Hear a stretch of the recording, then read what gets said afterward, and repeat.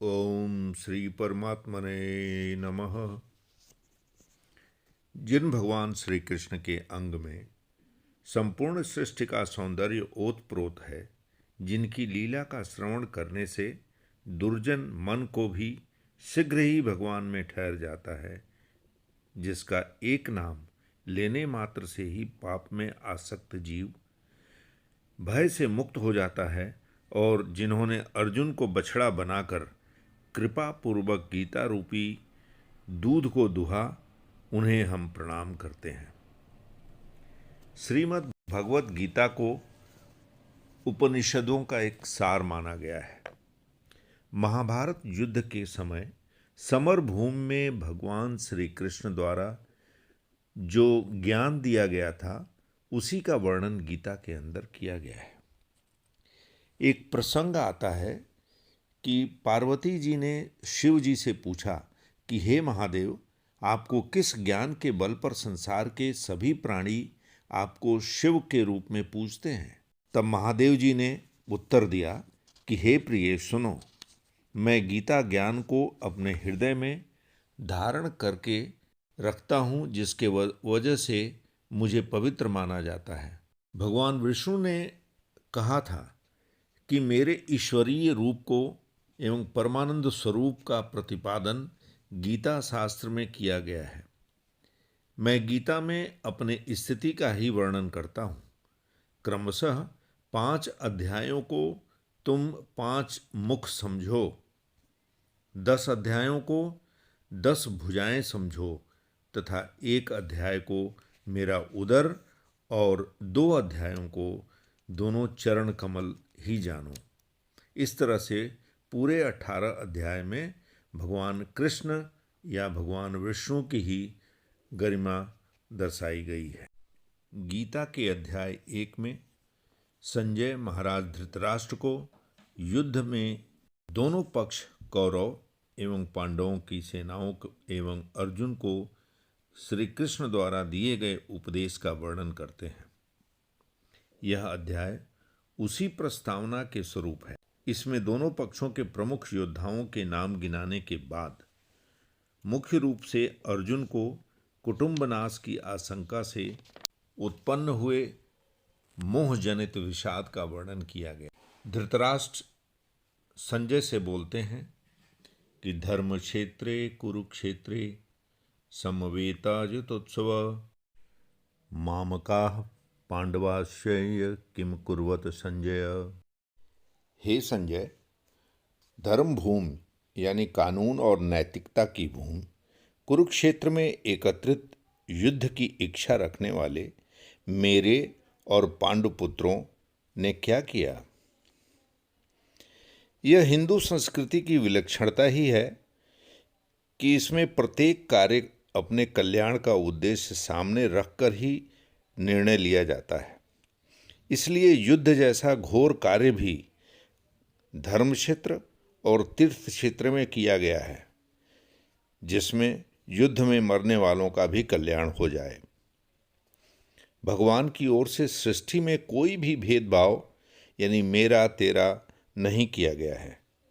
सभी मनुष्य समान हैं, परंतु मनुष्य मोह के वशीभूत होकर उसमें भेदभाव करने लगता है।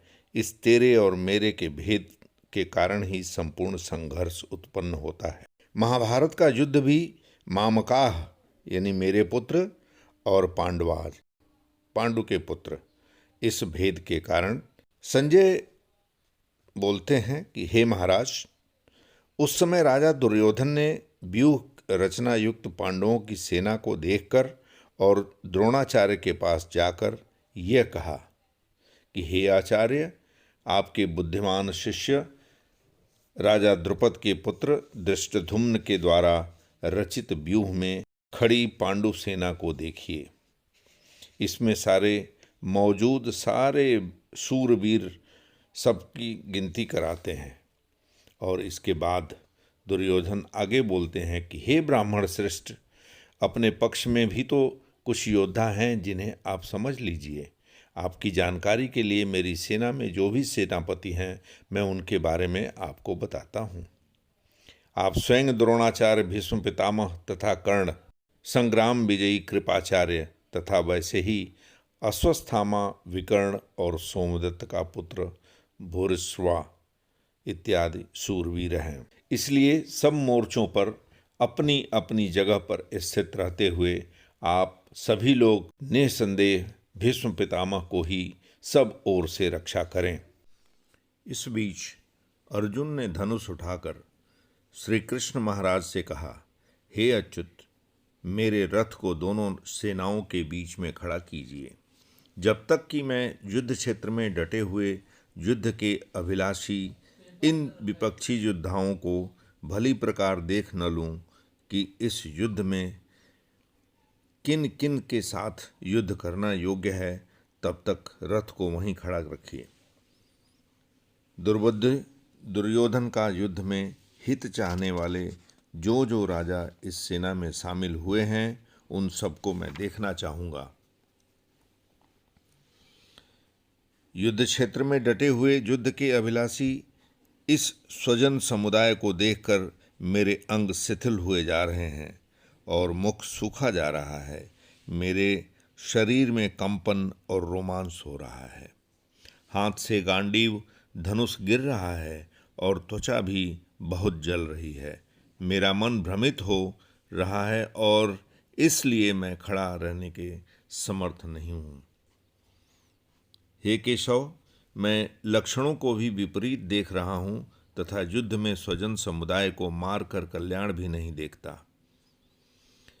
मैं न तो विजय चाहता हूँ और न राज्य तथा सुखों को भी नहीं चाहता। हे गोविंद, हमें ऐसे राज्य से क्या प्रयोजन है अथवा ऐसे भोगों और जीवन से क्या लाभ है। हमें जिसके लिए राज्य, योग और सुख आदि अभिष्ट है, वे ही ये सब धन और जीवन की आशा को त्याग कर खड़े हैं। गुरुजन, ताऊ, चाचे, लड़के और उसी प्रकार दादे, मामे, ससुर, पौत्र, साले और भी कई संबंधी लोग हैं। धृतराष्ट्र के पुत्रों को मारकर हमें क्या प्रसन्नता होगी? इन आतताइयों को मारकर तो हमें पाप ही लगेगा। अतः हे माधव, अपने ही बांधव धृतराष्ट्र के पुत्रों को मारने के लिए हम योग्य नहीं हैं, क्योंकि अपने ही कुटुंब को मारकर हम कैसे सुखी होंगे। कुल के नाश से सनातन कुल धर्म नष्ट हो जाते हैं। धर्म के नाश हो जाने पर संपूर्ण कुल में पाप भी बहुत तेजी से फैलता है। पाप के अधिक बढ़ जाने से कुल की स्त्रियां अत्यंत दूषित हो जाती हैं और परिवार में वर्ण संकर पैदा होते हैं। ये वर्ण संकर कुल को नरक में ले जाने के कारण बनते हैं और श्राद्ध और तर्पण न मिलने पर पितृ भी अपने स्थान से गिर जाते हैं। यह आश्चर्य और खेद की बात है कि हम लोग बड़ा पाप करने का निश्चय कर बैठते हैं और राज्य एवं सुख से लाभ अपने स्वजनों को मारने के लिए भी तैयार हो जाते हैं। यदि धृतराष्ट्र के पक्ष में लोग मुझे शस्त्र रहित भी मार देते तो मेरे लिए यह हितकर होगा। संजय फिर बोले, ऐसा कहकर शोकपूर्ण मन वाले अर्जुन धनुष और बाण का त्याग कर युद्धभूमि के मध्य भाग में रथ पर बैठ गए।